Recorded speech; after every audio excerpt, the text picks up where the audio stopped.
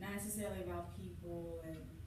I think he was talking about her like the stereotypical after workout Gold's Gym locker room. Where, did you see that woman over there? Yeah. Just a bunch of stupid. But yeah, when you're talking about athletes, I mean, locker room talk is oftentimes where you're doing a lot of the sports management, right?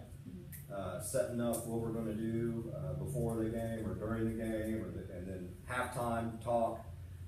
There is, and we talked about this when we talked about media. The most sports movies, if it's about a team, and one of those very common sports movies where, like the Hoosiers or Glory Road or all this type of stuff, where it's the David versus Goliath and all that type of stuff. What happens toward the end of the movie? Yes, you got the game, the final climatic game, and then the halftime speech. And then they go out and they almost always win. It's amazing. Speeches are really important. Okay, good. Any other ideas about the art of coaching? Respect your players. Respect your players. Your players respect you. Okay. What else? I had empathy, self-awareness, and tact. Good. Sympathy. Empathy, which is different from sympathy. Empathy, self-awareness, that's good.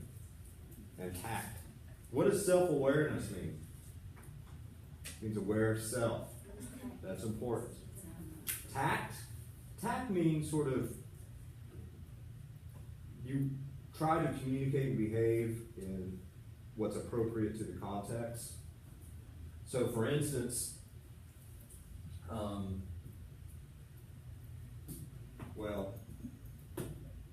I don't know why this popped into my head. I think because Lainey posted something about Easter Sunday.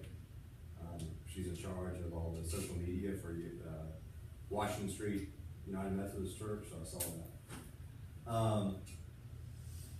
So there is a difference between how people communicate at church in light of the context, right? Generally speaking. But then when we throw in race, and you have like a traditional black church and the traditional not black church, there's call and response within African American churches is a very, it's probably not a very good definition of tact, but it's just constantly understanding what is the norms within that context. So for instance, this is a better thing. If you're trying to be,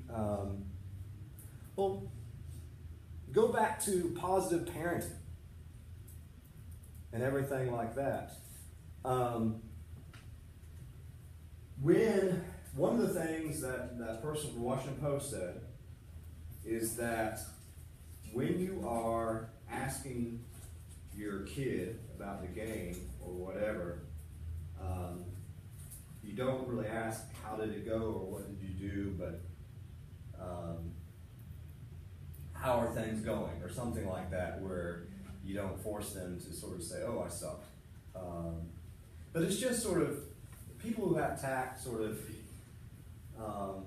are graceful and sort of always say the right thing at the right time. That's sort of what tact means. Other ideas? Yeah, Hannah. I think that they should be like a role model in some type of way, like the way they lead their life, like especially with kids, like they say they don't have like the best home life or something, or Right. great parents to look up to. A lot of times, the coach can take It's that true. and use.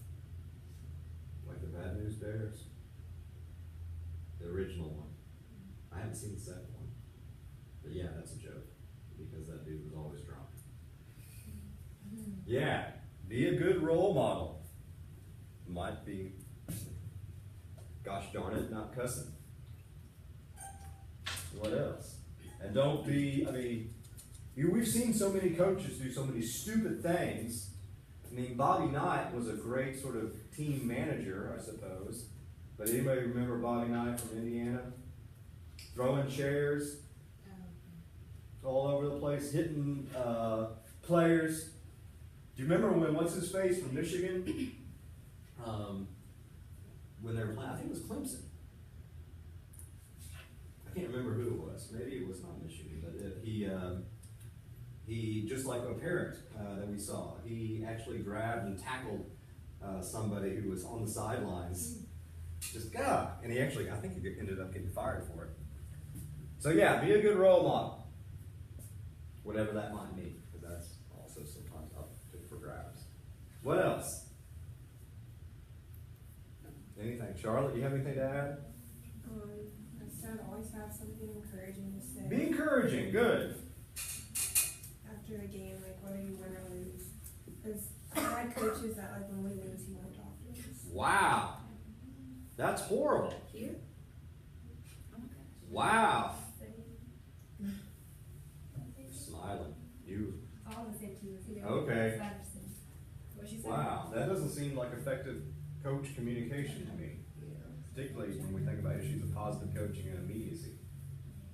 Anything else? Nicole, do you have anything to add? No. Positive vibes. Okay. One of the things that is interesting, and the book moves into this, and I didn't put a little slide here, but it talks about concepts, and there's all sort of different things. There's a picture of Bobby Knight. That we need to consider. And one thing, where is it? One thing that we always need to consider, I'll go to this section here, is issues of gender. And Devin Walter actually is presenting a paper at SSCA that focuses on coaching and gender. And did anybody participate in her survey last year? No. Okay. So for those of you, there is apparently, first, obviously, when it comes to coaching and gender, and just generally, we can say sex, biological, who makes up more coaches, men or women? Men. What about even in women's sports? Men. How many male coaches do we have on campus? Do we have any females that coach any teams? Tennis, right? What else? My coach. Your coach, basketball? Yeah. She's a woman. What? So she's a woman. She's a woman? Okay. Okay. I don't know what that means. But there's been a lot of research about problematic relationships between male coaches and female players. But in a lot of instances, there is research that indicates that just like DJ Jazzy Jeff and the Fresh Prince told us, that parents don't always understand. Sometimes men don't always understand, right? And so sometimes, but there's a lot of research that indicates that women and men tend to go to women if they're having some sort of problem and need to talk about things, because we go back to the research on gender talk and the whole idea of men tend to be to the point, unemotional, all that type of stuff. Women tend to be more empathetic, tend to be better listeners and everything like that. So oftentimes, if you need to talk to your coach, sometimes it's hard when the coach does not want to listen. So what Devin did was talk about some of the problems with that and try to create sort of our own ideas about effective coaching. I think every college or university probably should have like coaching training. Do we have anything like that here? where they have to go through a training process, like effective coaching communication? No? Not from what you can tell. All right, that's interesting. Okay, I gotta go make a bunch of stuff for the conference, so I'm gonna let you go and just work hard on that second paper. If you want to send me a rough draft, you can. I won't have time this week to look at it. But keep on keeping on and just let me know if I can help in any way. We've really got this last paper and that applied stuff that I'll talk more with Devin about, and then whatever the final examination ends up being, and then that's pretty much it. So we're close to the finish line. You all take care and have a great rest of the day. Thank you so much.